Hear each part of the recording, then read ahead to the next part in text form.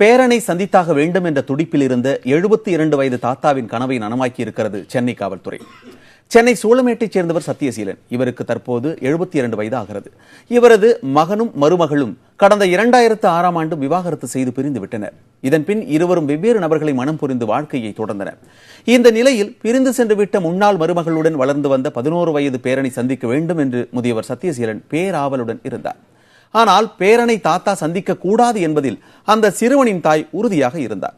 இதனால் பேரனை பார்க்கும் தாத்தாவின் முயற்சிகள் தோல்வி அடைந்தன.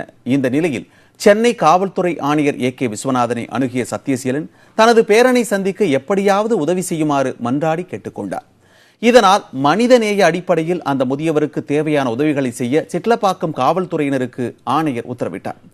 இதனையடுத்து சிட்லப்பாக்கம் காவல் ஆய்வாளர் ரமேஷ் பல முறை அந்த சிறுவனின் தாயை சந்தித்து அவரது மனதை சிறிது சிறிதாக கரைத்து சந்திப்புக்கு ஒப்புதல் பெற்றார். இறுதியாக சிறுவனும் தாத்தாவும் நேருக்கு நேர் சந்திக்கும் நிகழ்வு சிட்லப்பாக்கம் காவல் நிலையத்தில் கடந்த வியாழனன்று அரங்கேறியது. கண்ணீருடன் தொடங்கிய இந்த சந்திப்பு மிகவும் உணர்ச்சிகரமாக இருந்ததாக அருகில் இருந்த காவல்துறையினர் தெரிவித்தனர். தனது நெடுநாள் ஆசையை நிறைவேற்றிய காவல்துறைக்கு சத்தியசீலன் நன்றிகளை தெரிவித்துக் கொண்டார்.